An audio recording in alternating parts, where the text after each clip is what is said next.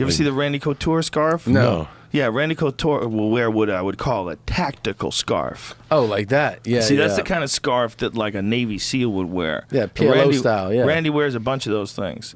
But Randy's such a bad motherfucker, it's almost like he's begging you to try to choke him with that thing. Fuck yeah, man. Like, come try to grab that thing. Yeah. I just leave a handle laid around my neck. That should be the name of that album right there. That should be his album cover. Come try to grab this scarf, bitch. Come try to get the scarf, bitch. You know what the thing about crazy? He's such a nice guy. Oh, Randy's He's a such great approachable. guy. Yeah. He'll talk to you about anything. You know what? And his kid came to my show in Vegas and also has like a gym there. Coolest kid, man. Like him and his wife, I think both teach there too. Oh wow. Nice family, fighting? man. His son is, yeah. His son, I think he was fighting in the World Series of Fighting, which is now has a new name. But yeah, he fought for a bunch of different people, right? Didn't he fight for Strikeforce? And then I think he might have fought for Bellator. Ryan Couture, talented fighter. Hey, while we're at it, don't forget to remind you, has fucking Gino given you the CBD roll-on yet? Yes. What do you think? It's amazing. How's that even work? Is that voodoo? Dog, the other night I came home, I couldn't Squirt it move. like a cream? You rub it on like spots that are No, sore? my wife moves it on my ooh. fucking back after Really? I get out of the shower. dude. Done.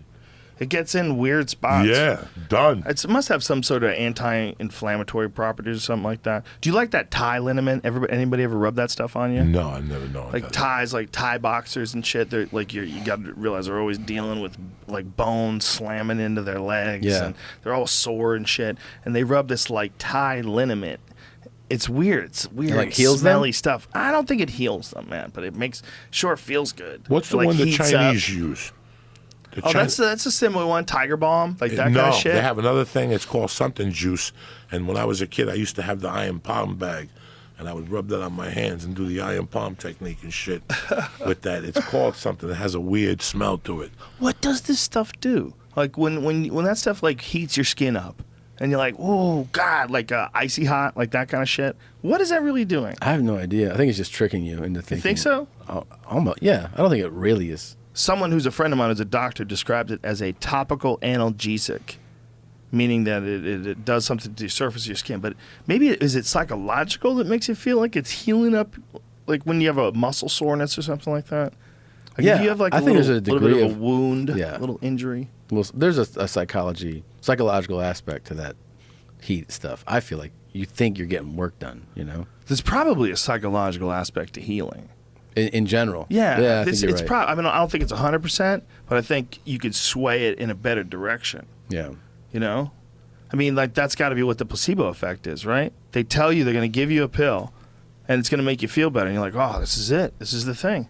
They gave me the pill, and you actually do feel better, and even show signs of recovery, like immediately corresponding to you taking that pill. Like your brain has convinced yourself. What about that dude you've had on the podcast whose brain is like a fucking healing serum who can walk? Oh, Wim Hof. Yeah, Wim Hof. Oh yeah, dude. He trains people. He teaches people how to do it. He's as legit as they get. He holds the world record for swimming under ice. Ice. Yes. And by the way, he fucked up and couldn't figure out which way to get out because his retinas had frozen over because the water was so cold. How does he do this? He's an animal. He's a fucking savage, that guy, in the most beautiful sense of the word.